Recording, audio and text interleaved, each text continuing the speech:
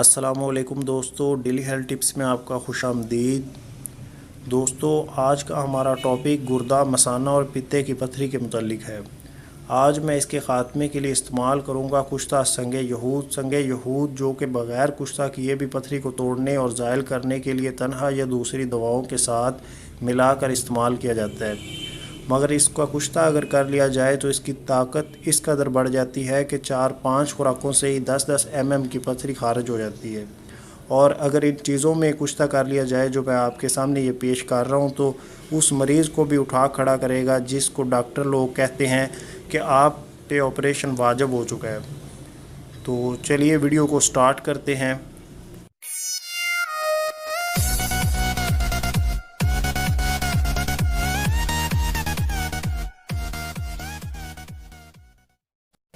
तो दोस्तों, ये हैं संग यहूद, जिन्हें हिजरे यहूद भी कहते हैं। ये एक किस्म का पत्थर होता है, जैसा कि ये आपको नज़र आ रहे हैं, और इसी साइज़ के होते हैं। इसी तरह से ये लंबे लंबे पत्थर होते हैं, एक ही तरह के होते हैं। और ये जो इन पे निशान नज़र आ रहे हैं, ये इनमें असली और नकली की पहचान है। ये निशान जो हैं ये आप देख के लीजिएगा। और इनका वज़न हमने 5 तोले लिया है। 5 तोले आपने इनका वज़न ले लेना है। इसके बाद दोस्तों, ये है कल्थी। ये चिकने से बीज होते हैं कल्थी के, ये भी आपने 5 तोले लेने हैं। इनका वज़न भी हमने 5 तोले लिया है। इसके अलावा दोस्तों, ये हैं तुखम मूली। ये जो आम तरकारी है, सब्ज़ी जिसे खाते हैं हम लोग, ये उसी मूली के बीज हैं। ये आपने 5 तोले ले लेने हैं। ये भी आपको पंसार स्टोर से मिल जाएंगे। और ये लास्ट में दोस्तों है घोखरू, जिसे पंजाबी में भखड़ा भी बोलते हैं। ये कांटे से होते हैं और ये आपको पंसार स्टोर से मिल जाएंगे। ये भी आपने 5 तोले ले लेने हैं। और ये पित्ता मसाना, गुर्दा की पथरी तोड़ने के लिए इनका कावा भी इस्तेमाल किया जाता है। बहुत अच्छी चीज़ है ये।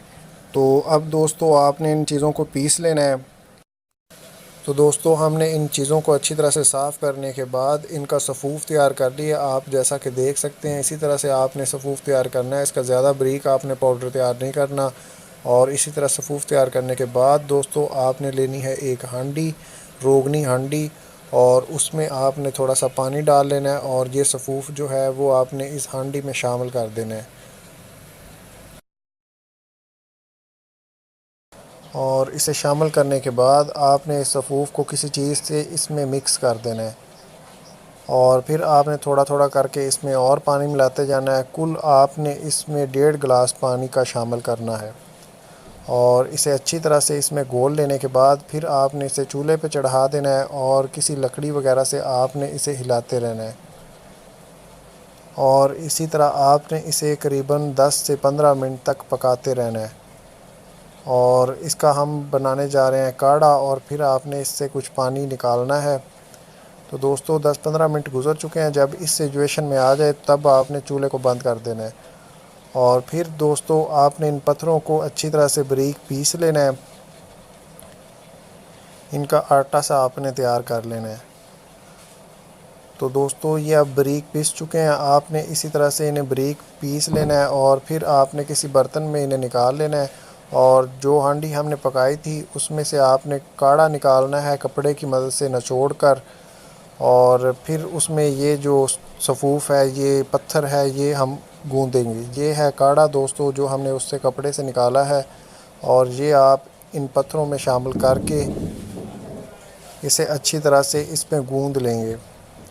इसे गूँदने के लिए आप उंगली का भी इस्तेमाल कर सकते हैं, या चम्मच वगैरह से, या जिस चीज़ से आप मिक्स करना चाहें आप अच्छी तरह से इसे मिक्स कर लीजिए। और फिर आप इसे रात भर के लिए रख दीजिए। तो दोस्तों, तमाम रात रखने के बाद अब ये कुछ इस तरह से जम चुका है। अब आपको चाहिए एक मोमी कागज़। आपने एक मोमी कागज़ लेना है इस तरह का, और उस पर आपने इसे किसी चाकू की मदद से या चम्मच की मदद से निकाल लेना है। और फिर आपने दोस्तों इसकी टिक्की बनानी है। और टिक्की जो है वो दोस्तों आपने इस तरह की बनानी है। और फिर इसे आपने धूप में रख देना है, और साइडें बदल बदल के आपने इसे खुश्क करना है। और फिर आपने दोस्तों लेने हैं 2 प्याले। और इन प्यालों को आपने चेक कर लेना है कि इनके मुंह जो हैं आपस में अच्छी तरह से बैठते हों, मतलब कहीं से कोई प्याला टेढ़ा नहीं होना चाहिए। और फिर आपने इन दोनों को घिसना है ज़मीन पे, और इनके मुंह हमवार करने हैं ताकि अच्छी तरह से बराबर हो सकें।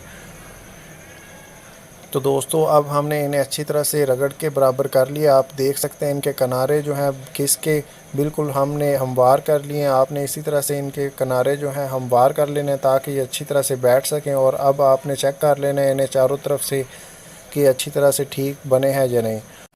तो दोस्तों अब जो टिक्की हमने धूप में खुश्क होने के लिए रखी थी वो अब बिल्कुल खुश्क हो चुकी है। आप देख सकते हैं चारों तरफ से अच्छी तरह से खुश्क हो गई है। तो अब हम इसे तैयार करेंगे। इसका कुश्ता तैयार करने के लिए हम इस्तेमाल करेंगे वही नकदा जिससे हमने काढ़ा निकाल के इस टिक्की को गूंदा था। तो अब आपने करना ये है कि इस आधे नकदे को आपने निकाल के इस प्याले में डालना है और इसे हाथों की मदद से अच्छी तरह से प्रेस करना है ताकि इसमें जो खला वगैरह है वो अच्छी तरह से भर जाए। फिर आपने इस टिक्की को दोस्तों इसके एंड सेंटर में आपने जमा देना है और इसे भी आपने हाथों की मदद से इसमें प्रेस कर देना है ताकि ये भी ठीक तरह से बैठ जाए। और फिर आपने इसके किनारों पे नकदा डालना है और इसे भी आपने प्रेस कर लेना है हाथों की मदद से। फिर जो बाकी बचे नकदा वो आपने इसके ऊपर रख के दोनों हाथों की मदद से अच्छी तरह से दबा देना है। और फिर दोस्तों आपने किसी चाकू की मदद से या किसी चीज़ से आपने इसके किनारे साफ़ करने हैं। और साफ़ करने के बाद आपने दूसरा प्याला इसके ऊपर उल्टा दे के फिर आपने मट्टी की मदद से गिल हिकमत करनी है और साइडों से आप कपरोटी भी कर सकते हैं। अच्छी तरह से इसे गिल हिकमत करना है। तो दोस्तों ये अब गिल हिकमत हो चुकी है और इसे हमने खुश्क भी कर लिया है। इसमें करीबन 4-5 दिन लगे हैं खुश्क होने में और ये डबल गिल हिकमत की है। और फिर आप इस तरह से एक गड़ा खोद लीजिए और ये हैं दोस्तों ओपले जिनका वज़न 25 किलो है। 25 किलो ये आपने ओपले लेने हैं। इसी तरह से मोटे मोटे आपने ओपले बनवाने हैं इस कुश्ता को तैयार करने के लिए। और फिर आपने इन ओपलों को आधे ओपले नीचे आपने लगा देने हैं और फिर दरमियान में एक सेबे की बोरी रख के उसके ऊपर आपने ये पिन्ना रखना है और बाकी के ओपले जो हैं वो इसके ऊपर लगा देने हैं। दोस्तों अगर आप ओपले ना लगाना चाहें तो ओपले की जगह आप कोयला भी यूज़ कर सकते हैं जिसका वज़न आप 12 किलो यूज़ करेंगे। 12 किलो कोयले में आप इसे आग देंगे फिर भी ये कुश्ता तैयार हो जाता है। तो बेहतर यही है कि आप ओपलों का इस्तेमाल करें। ओपले इसी तरह से मोटे मोटे आपने लगाने हैं इसके चारों तरफ और फिर आपने इसे मुकम्मल भर देना है। जितने भी आपके पास ओपले हैं इसे आपने डाल के और फिर आपने इसे आग लगा देनी है।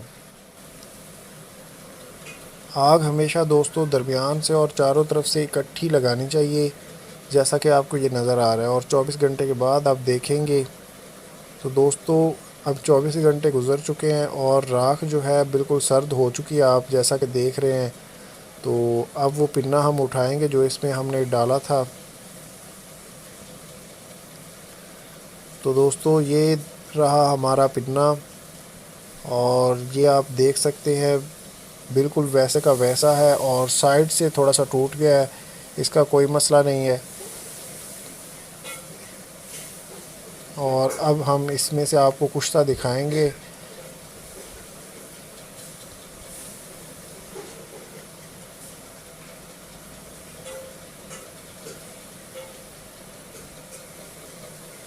ये देखिए दोस्तों ये इस पे ऊपर ये नकदा है जो कि बिल्कुल स्याह कलर का हो चुका है ये वाला। और नीचे जो आपको ये पीले कलर का नज़र आ रहा है ये कुश्ता है और बिल्कुल ये ठीक कुश्ता तैयार हुआ है आप देख सकते हैं। इसे अब उठाते हैं। बहुत नरम है दोस्तों ये आप देख सकते हैं। अब इसे हम बाद में उठाएंगे। पहले ये साइडें जो हैं ये इसकी तोड़ लें।